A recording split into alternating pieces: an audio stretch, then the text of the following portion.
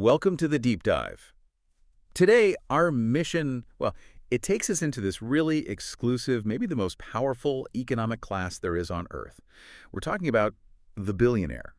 And, the nominal definition, just having 10 figures in the bank, it's kind of useless, frankly. We want to go way beyond the balance sheet here and ask, what kind of power level does $1 billion actually represent? And how does that power, that financial muscle, how does it transcend governments, borders, all of that? That's exactly the frame we need, yeah. We're not just discussing people with a lot of money. We're setting the stage, really, for this entire series. We're defining the billionaire as, well, an architect of the modern world. It's so important for you, the listener, to get this. The idea of a colossal fortune, the kind of scale we see today, it's actually, surprisingly, a pretty recent thing in history. Okay. So let's unpack that history a bit. We need the economic data, right, to frame just how big this divergence in wealth is. Exactly. If we ground ourselves in history, look back at Europe, late 19th century, just before World War I. The total value of private wealth, so that's everything, right? Real estate, financial assets, capital minus debt, it hovered around maybe 6 or 7 years of national income. Yeah. That was already a huge concentration of capital. 6 or 7 years of the entire country's income held privately. Wow. Yeah. Then came the shocks, 1914 to 1945. You had war, massive inflation, nationalization, really high progressive taxes. All this hammered down that capital to income ratio. Sharply, in places like Britain and France, it plummeted to just 2 or 3 years of national income. Capital was literally destroyed, and what was left got taxed heavily. All right, so that period, it represents this massive but temporary reset of global inequality. But the rebound since the mid-20th century, that's what really sets the scene for today, isn't it? Precisely. Since about 1950, we've just seen this steady, really sharp rise. Private fortunes, say in Britain and France again, they're almost back to that pre-World War I level, 5 or 6 years of national income. And the things driving it, well, globalization, deregulation, the whole shift to shareholder value, lower taxes on top earners. It all allowed capital accumulation to just race ahead of income growth again. And the crucial point here, I think, is that the overall ratio doesn't tell you how that wealth is distributed within the country. It could all be at the top. Correct. That's the critical differentiation, this huge resurgence of capital. It is not evenly spread out at all. For the wealthiest people, the class we're focusing on, their personal fortunes can easily be 10, 20 times their annual income, often way, way more. This massive concentration isn't just a scoreboard, It's a mechanism. It's what allows a few hundred individuals globally to literally shape entire economies, political systems, societies. So that's our mission today. To follow that mechanism. We've got source material that gives us this century-spanning view of how this unprecedented wealth gets built up, what controversies dog it, and maybe most importantly, what actual governance power it buys. We're going to jump from the Gilded Age titans, building empires on steel and oil, straight into the digital age, the tech titans controlling data and code. We're looking for that common thread, absolute control. So to begin, we really have to look back to the original architects of industrial scale, the guys who kind of set the template for modern wealth concentration, Andrew Carnegie and John D. Rockefeller. They understood accumulation, they understood control back when $1 billion was, well, almost unthinkable. Carnegie is fascinating. A study in calculated contradiction. He really worked hard on this image, didn't he? The capitalist/philanthropist famously said, "I no use for money, don't want to die rich." That's the thing. But the sources, they show how deeply his philanthropy was actually woven into his corporate structure. It wasn't separate. How so? Well, during a crisis, maybe he'd contribute a big sum, say $250,000 to relief efforts. Sounds great. But he did it by treating Carnegie Steel as a bank. Essentially, He was lending the company's money, which would then be repaid to the company and ultimately him out of future dividends. So he wasn't really spending down his personal capital. He was using corporate profits to generate public goodwill while making sure the company got repaid. Right. Smart, huh? That blurring. The line between personal finances and the company's books, that's really telling. In his management style, his philosophy towards labor, it reveals a similar kind of calculation, right? Despite the friend of labor reputation he wanted. Oh, highly strategic. Highly. In 1882, there's this instance where he briefly broke ranks with other manufacturers, met some wage demands, but it wasn't some, sudden burst of generosity. The source is clear. It was because the company was crowded with orders which must be filled at all hazards. He did the math. He figured the cost of meeting those wage demands was less than the cost of a production stoppage, which would have jeopardized really lucrative contracts. And his actual view of the workforce, It wasn't very friendly at all. It was pretty hierarchical, almost biological. Ruthlessly so. He explicitly divided his workers. There's that quote. Skilled workmen are the racehorses, laborers the cart horses. The former have to be driven with a rein, although firm, yet gentle. Wow. Racehorses and cart horses. It's chilling, isn't it? It's pure resource management. The racehorses, your skilled labor, you manage them delicately, protect the asset, maximize output. The cart horses, unskilled labor, expendable, drive them hard. That's the industrial logic that built his fortune. And beyond the factory floor, Carnegie understood that this kind of massive wealth bought political clout, real influence. Later in life, he sort of reinvents himself, right? Becomes the nation's most outspoken anti-imperialist.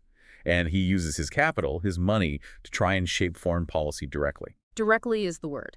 He provided $10,000, which is a lot of money then, specifically to pay clergymen their job, to lobby senators for treaties of arbitration. Think about that. It wasn't just donating to a cause.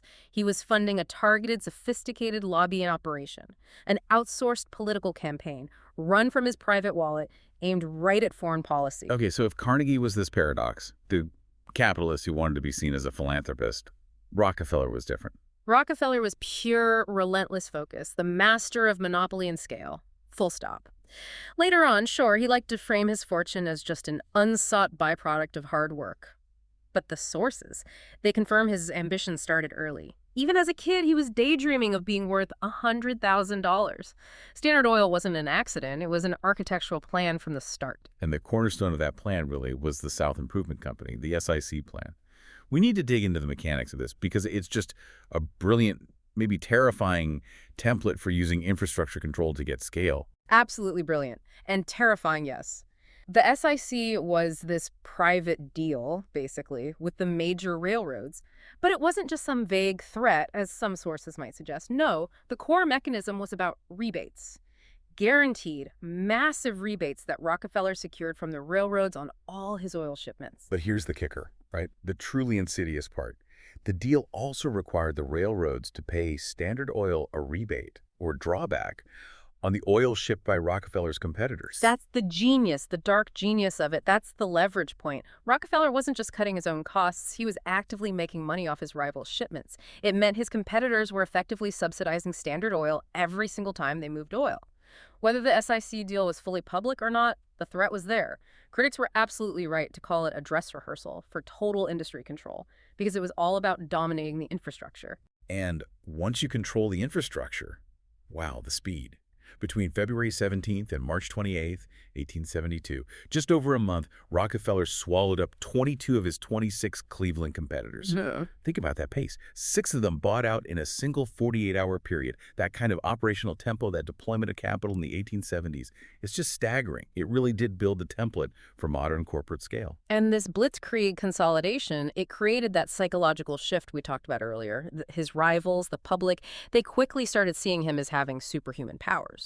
The sources talk about this Satan or Santa Claus dynamic. People were torn. Was he capriciously setting oil prices, ruining small businesses? Or was he the savior bringing order and efficiency to a chaotic industry? Both, maybe. Right. And that highlights something crucial. The public immediately saw that this level of concentrated wealth gives one person the power almost of a natural force, like a storm or a drought. An uncontrollable entity dictated economic reality for everyone else. That transition from just a successful businessman to this almost mythical architect of the economy, that's the defining psychological impact of the billionaire class. It started then, and it's absolutely true now. So let's jump forward a century or so to the modern era. The whole nature of wealth creation, it really changes. It shifts fundamentally.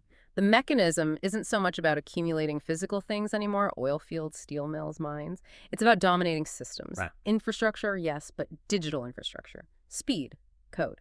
This is what you could call the new velocity of wealth. It's about achieving dominance in microseconds, not decades. Okay, let's start with the financial titans. And this terrifying value of speed of microseconds. We saw the rise of the mega deals, right? Yeah. Leveraged buyout firms, LBOs like Kohlberg, Kravis Roberts, KKR. Their whole aim, explicitly, was to do deals too large for anyone else to handle. They just reset the scale, established this new massive floor for how capital could be maneuvered and aggregated. But the really, the dark side of market speed, you see it crystal clear in high-frequency trading, HFT. Mhm. Back in the early 2000s, regulators tried to level the playing field. They brought in rules like Reg NMS, the National Market System rule. The idea was simple. Ensure investors get the best available price for a stock, no matter which exchange it's on. Good goal. But HFT systems, they completely subverted it. They exploit tiny differences in communication speed, the latency between different exchanges. How did that create inequality? The source material calls it a more pernicious inequality. Because of HFT, that tiny infinitesimal period of time, literally microseconds between when you submit an order and when it actually gets executed across the whole market, that became pure gold. Think about it. If a high-speed trader's computer sitting right next to the exchange server can see your intention to buy a big block of stock just milliseconds before your order hits all the exchanges. They can jump in front. Exactly. They jump ahead, buy the stock you wanted, and then sell it back to you fractions of a second later at a slightly marked up price. It's called latency arbitrage, and it became systemic. Millions, billions of tiny cuts. And volatility, which sounds bad for markets, is actually good for them. Incredibly valuable. Yeah, because volatility means prices are moving quickly. That constant movement increases the opportunities, the windows for these fast traders to see those orders coming and exploit that early glimpse. This exploitation of time itself, it got so bad that one exchange, IEX, they actually had to build in a delay on purpose, a 350 microsecond delay. They literally wrote orders through miles of fiber optic cable coiled up in a box just to slow them down enough to prevent front running. That's incredible. They had to physically degrade the system to make it fair. What's even more chilling, though, is the analysis suggesting the big Wall Street banks probably figured out ways to stop this front running years ago. Yeah. But they chose not to implement them. Well, the sources argue they had too great a stake in the profits generated by that front running. Why kill the golden goose, right? It points to a conscious decision, prioritizing those immediate, systemic, high-speed profits over basic market fairness. It's like an ethical abdication built right into the architecture of the modern market. And it's interesting, the sources also mention that a lot of the tech engineers, the people actually building these incredibly complex trading systems, they were often completely oblivious. Oblivious, yeah, to the injustices, the inequalities their code was enabling. They saw themselves as solving complex technical problems, building elegant systems, not as architects of financial disparity. That obliviousness. Yeah. It's actually a good segue into the modern tech titans, isn't it? Because there, the focus shifts again, not so much financial speed, but controlling entire ecosystems. The mechanism of wealth isn't just fast trading. It's digital dominance through vision and, well, absolute control. Absolutely. Look at Bill Gates. His early vision for Microsoft. It wasn't just about writing BASIC for the first microcomputers. No. It was about providing all the software for microcomputers. Everything. He was instrumental in convincing IBM to use the 16-bit Intel chip for their PC. Why? Because it allowed for more powerful software. His software. And once Windows became the standard operating system, that gave Microsoft enormous power. Immense power. They used the Windows licensing fees as this really sophisticated carrot or stick. Right. The carrot, big volume discounts on Windows licenses for PC makers who agreed to pre-install Internet Explorer, maybe Microsoft Office exclusively. The stick, withhold those crucial discounts, make their machines more expensive if they dared to promote a rival browser or application suite. It was deep structural control over the entire distribution ecosystem. It made it incredibly hard for rivals to even get their products in front of users. Okay, then you contrast that with someone like Steve Jobs. His wealth, his power, it seemed built on a different kind of control. Fanatical focus on design, the user experience. And absolute control over everything associated with the brand.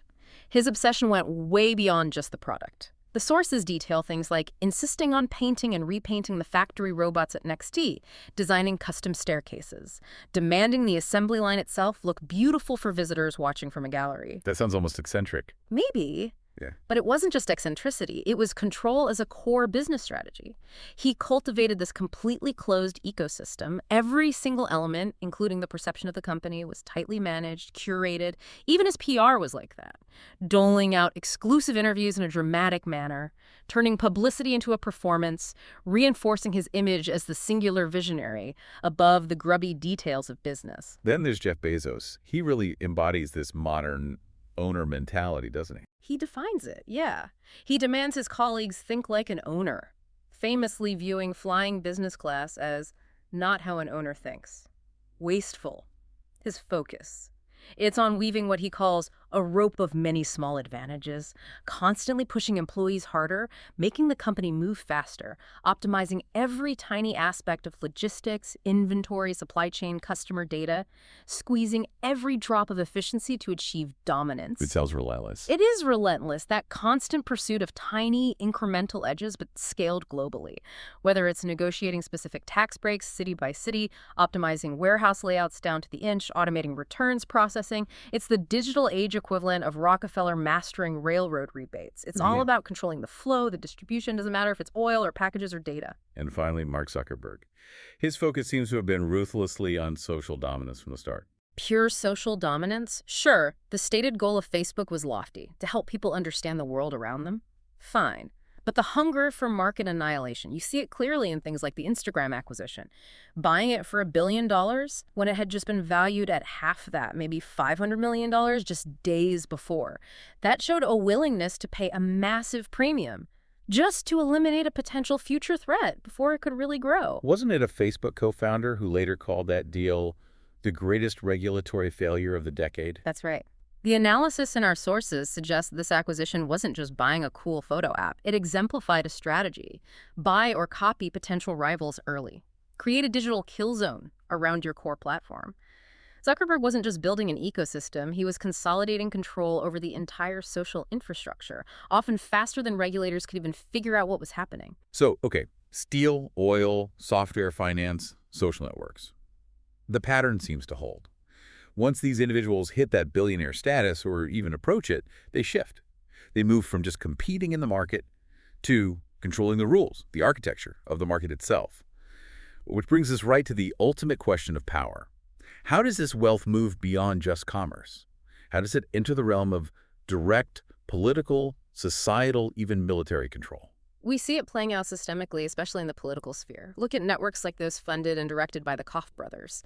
They use incredibly concentrated wealth to push for and secure policies that are highly beneficial to their specific industrial and financial interests. Refineries, pipelines, finance. The Koch network is really a masterclass in leveraging legal structures for maximum influence with minimum public transparency. And that structure, it's key, isn't it? It's not just one group. Not at all. They operate through this complex web of multiple entities. You've got the 501c3 groups. Those are technically tax-deductible educational foundations. And then you have the 501c groups like Americans for Prosperity. Those are designated as social welfare organizations, but they can engage heavily in electioneering and lobbying. This separation is crucial. It lets them fund huge educational campaigns, shaping the narrative, defining the problems with tax-deductible money from the C3s, and that groundwork then provides the intellectual justification, the framing, for the direct political campaigning and lobbying done by the C4 group. And the goal is clear. Singular and effective. Yeah. Get policies passed that benefit their interests. The sources we looked at cite studies showing that people in groups with massive financial resources, well, they almost universally use them to secure policies beneficial to their interests. It's not really surprising. Furthermore, this kind of concentrated spending has been directly linked to increasing political polarization, particularly on the right, driving opposition to things like environmental regulations, taxes. So it's not just influence peddling, it's building an entire policy-shaping infrastructure. Now, shifting globally, we see a different model emerge, especially in places like post-Soviet Russia. The idea of the state-appointed billionaire. Yeah, Vladimir Putin's perspective on the oligarchs who emerged in the 90s was brutally blunt. He said, quote, "The state appointed them as billionaires. It simply gave out a huge amount of property practically for free." The wealth wasn't really earned in a market sense. It was granted during that chaotic mass privatization period, the infamous loans for shares scheme. So in his view, the state giveth, and the state can taketh away. Precisely. Therefore, in Putin's framework, that wealth always remained fundamentally subject to state control, or at least state approval. So when someone like Mikhail Khodorkovsky, who made a fortune in oil, Yukos, started using that state-granted wealth to fund political opposition parties, Putin didn't see it as legitimate political expression. He saw it, reportedly, as an attempt to seize the country itself, using the state's own gifted assets. Khodorkovsky's arrest, the dismantling of Yukos, that was the state reasserting its ultimate sovereignty over its creation. a stark warning. Okay, meanwhile, in parts of Asia, Southeast Asia particularly, the sources describe an even tighter fusion of political and economic power, creating what they call the Godfathers. Yes, the regional economy, in many ways, is described as the product of this symbiotic relationship. A political elite grants an economic elite, often connected families, monopoly concessions. These are usually in crucial domestic service industries, things like utilities, ports, telecommunications, logistics, things you can't easily import. And these concessions allow them to extract enormous amounts of wealth with very little competition. So it's a direct trade, political protection and guaranteed monopolies in exchange for, well, a share of the spoils and loyalty. Exactly. It's a quid pro quo baked into the system. The story of Henry Folk in Hong Kong is a perfect illustration of how fluid this can be. Initially, he was quite close to the British colonial establishment, but apparently they snubbed his requests for greater recognition, more influence. So Beijing saw an opportunity. They stepped in. Now, They rewarded his past smuggling operations, which had been vital to China during the Cold War embargoes, with significant monopoly trading concessions on the mainland. Lucrative deals. This transformed Folk. Almost overnight, he becomes this rabid Chinese nationalist, fiercely loyal to Beijing. His allegiance just followed the money, followed the guaranteed concessions. The billionaire's loyalty becomes a strategic asset, traded for control over economic infrastructure. and this power, this wealth, it doesn't just shape trade or domestic politics. It can actually structure global conflict itself. Absolutely. Consider someone like Victor Bout, the notorious arms dealer, the merchant of death. Here you have a single resourceful man operating a global fleet of beat-up old Soviet-era cargo planes, often flying under the radar, undetected by diplomats or intelligence agencies. And he was able to supply weapons seemingly anywhere, to warlords like Jean-Pierre Bemba in Congo, but also to government forces like in Angola. He played all sides. How did he manage that logistically? Yeah. Bypassing sanctions, arms embargoes. His capital, his money, bought him access to crumbling airfields, corrupt officials, and, crucially, opacity. The sources detail how his supply chain was deliberately incredibly complex and murky. He used layers and layers of subcontracting. Get this. Firms connected to Bout, like British Gulf Aircraft, ended up carrying cargo for U.S. Defense Department contracts into Iraq and Afghanistan. But only through 3 or 4 intermediate companies, shell companies, cutouts. It shielded the ultimate supplier Bout from the ultimate client, the U.S. government, even when they were technically on opposite sides of conflicts elsewhere. So wealth, in this case, literally buys the infrastructure for global chaos and plausible deniability. It shows that the power of a billionaire, or someone operating at that level, can be truly extra-governmental. A single person running their own foreign policy, fueled by profit, bypassing the systems meant to control the flow of weapons. Moving from that global scale, we also have to confront the ethical compromises, the social costs, the dark side embedded in this kind of hypergrowth, the times when ambition just runs roughshod over basic financial rules or human decency. Right. We saw that play out spectacularly in the financial scandals of the late 1980s. Michael Milken and the junk bond market comes to mind. When his firm, Drex Burnham Lambert, was facing indictment for securities fraud, the government really put the squeeze on them. They extracted what the sources call a crucial concession. Yeah. Drexel, the firm, agreed to cooperate fully with the investigation. Why? To get incriminating information on the higher-ups, specifically Milken himself. It was a classic, if massive, case of the institution choosing survival over protecting its star executives. Turned state's witness, essentially. It also showed just how hard it can be to prosecute the architects at the very top of these complex financial schemes without that kind of internal cooperation. And financial manipulation, maybe subtler forms, continued. Look at the LIBOR scandal more recently. That affected interest rates on trillions of dollars of loans and derivatives worldwide. LIBOR, the London Interbank Offered Rate. It was supposed to be an average of the interest rates banks charged each other for short-term loans, an honest assessment of borrowing costs. But the evidence that emerged showed traders at major banks were systematically exploiting their position. They were submitting false, artificially low or high rates depending on what would benefit their own trading books that day. There was one trader, Tom Hayes, who kind of became the face of it. Right, and he later complained in court, almost incredulously, about the lack of critical thinking. Were the helpful little adjustments they were making to the rates even necessary half the time? It revealed this culture of ethical numbness, almost, where systemic manipulation just became normalized, standard operating procedure, relying on everyone just looking the other way to keep the profits flowing. Then you shift to the tech boom, And you see a different kind of recklessness, often fueled by massive injections of venture capital and hype. Yeah. Adam Newman at WeWork is a prime example. Oh, definitely. He was constantly being compared to Steve Jobs, to Jeff Bezos. Visionary talk cultivated this intense hustle harder culture. But after his, let's call it avarice and antics, his chaotic management and questionable self-dealing made the company radioactive to investors, almost ran it into the ground before the IPO. Even then, he walked away with an absolutely staggering payout. How much are we talking?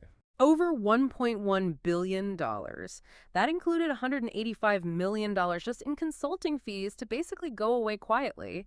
Think about that. It wasn't a reward for success. It was essentially a payoff by the main investor, SoftBank, to get him out so they could try and salvage the core business. It just shows this bizarre reward system that can develop, prioritizing founder control and personality cults over actual sound business practices. Epic failure still resulted in generational wealth. And then there's the outright deception, like Elizabeth Holmes at Theranos, a company valued at billions, all built on this promise of revolutionary blood testing technology that simply didn't work. The decision to cheat, as the sources put it, seems to have started early, like launching their flagship device, the Edison, with a "for research use only" sticker. That sounds minor, but it was a crucial regulatory dodge. It meant they could avoid the rigorous clinical validation required for actual diagnostic use. And then she'd wave around things like a 2-page summary from a meeting with Johns Hopkins, falsely claiming it represented an independent evaluation and endorsement of her entire system. It didn't. And didn't one of her major investors, Rupert Murdoch, try to kill the Wall Street Journal story that eventually exposed the fraud? He did. He invested $125 million, and when the Journal reporter was digging into it, Murdoch apparently tried to intervene to protect his investment. It just shows the lengths powerful backers might go to protect the narrative, even when the facts are crumbling, because their capital is tied up in that narrative. And finally, maybe the most horrifying example of money being used as leverage, Jeffrey Epstein. Truly disturbing. The sources we consulted confirm accounts that he strategically procured underage girls not just for himself, but for powerful friends. Why? So that, in his own reported words, they would owe him, they would be in his pocket, and he would have something on them. Compromat, basically. The goal was to gain leverage, to ensure their silence, protection, maybe leniency, if his own crimes ever came to light. Here, money wasn't just buying luxury or influence. It was being weaponized as a tool for criminal conspiracy and control over others in positions of significant political and financial power. Beyond these huge headline-grabbing scandals, though, there's also the quieter, more systemic cost to ordinary employees caught in the gears of this hypergrowth machine. Absolutely. You have to consider the legacy of someone like Jack Welch at General Electric, Neutron Jack. His tenure fundamentally altered GE and arguably corporate America. He championed what sources called a campaign against loyalty. What did that mean in practice? It meant transforming the old social contract, the implicit promise of lifetime employment if you worked hard. Welch used relentless downsizing the rank and yank system, plus aggressive offshoring and outsourcing. Sure, it massively boosted the stock price, enriched shareholders and top management with options, but the human cost was immense. Long-term, loyal employees losing their jobs, sometimes just years before retirement, wiping out pensions, devastating communities built around GE plants. The model shifted decisively away from stakeholder responsibility towards pure, unadulterated shareholder primacy. Maximize profits no matter the human cost. And this kind of disregard, or maybe obliviousness, it persists in the tech world too, right? Even in systems that are supposed to be about efficiency or connection. It does. We talked about high-frequency trading earlier, how the big banks likely knew how to fix the front-running issue but didn't because they had a stake in the profits. Well, think about the employees within those banks, or even the regular investors using brokers connected to those banks. They were relying on a system where the intermediaries, the brokers, often had a vested interest in the very front-running that was costing the end-user money. And like the engineers building the trading platforms, many people within that system, maybe even managing client money, were often described as completely oblivious to the fundamental injustice baked into the plumbing. The employee, the customer. They become collateral damage. Sometimes even unknowing accomplices in the relentless drive for exponential wealth at the top. Okay, so let's try and pull these threads together. We've established pretty clearly today that being a billionaire, it's not just about having a lot of money in the bank, it's really about controlling the flow. The flow of capital, yes, but also information, policy, political access, even, as we saw, conflict. We saw how the sheer scale achieved by the Gilded Age titans, people like Rockefeller, translated their monopoly on resources into unprecedented political weight and control over physical infrastructure. And then we charted the evolution, didn't we? That shift from amassing capital through physical assets controlling oil pipelines, steel mills, to the incredibly rapid accumulation of value through strategic control of software, data, and sheer speed. Wow. Like Bezos optimizing logistics or Zuckerberg cornering the social graph. And overlaid on all of that, we saw how political leverage becomes this necessary final layer of control for sustaining hyperwealth, whether it's through opaque dark money networks like the Cox deploy, or state-granted monopolies like Henry Fox secured, or even direct confrontation with the state like Putin's handling of the oligarchs. You need that political angle. Right. That journey from accumulating physical stuff to controlling abstract systems, it really demonstrates that the billionaire isn't just rich. They're powerful because they have, in many ways, become the architects. They are designing the rules, the structures, the very playing field of the modern world. And that leads us to, I think, a really crucial final thought. Something that emerges when you look at the personal motivations, the drives of many of the figures in our sources. It seems many of these architects of power, they aren't content with just the wealth or the influence. They seek something more. Justification, maybe? A deeper purpose? George Soros, for instance, famously lamented his need to be a philosopher, spent huge amounts of time and effort trying to build complex theories to reconcile his aggressive financial speculation with his political ideals. Charles Kosarar, our sources note, spent years, almost like a hermit, trying to develop an overarching system of political theory, libertarianism mostly, that could merge his vast business interests seamlessly with a vision for society. Even Steve Jobs, Mr. Control himself, reportedly wrestled internally with becoming the very Orwellian big brother that Apple's famous 1984 ad had railed against. It seems they're not satisfied just winning the game. They want their actions, however controversial, however aggressive they might seem to outsiders, they want them to be seen as morally right, socially necessary, philosophically sound. So we have to ask this question as we wrap up. What happens when the most powerful people on the planet, having achieved near total financial and often political control, what happens when they start seeking ideological control? When they see themselves not just as CEOs or investors, but as philosopher kings, as saviors uniquely equipped, maybe even destined, to fix the world according to their vision? This belief in their own singular moral authority, their unique intellectual insight. Maybe that is the ultimate and potentially the most dangerous form of control they seek. That's a powerful thought to leave our listeners with. Reflect on that idea. The quest for philosophical justification is the final frontier of power. Join us next time as we continue our deep dive, our investigation into the stories, the mechanisms, and the consequences of membership in the most exclusive club on Earth.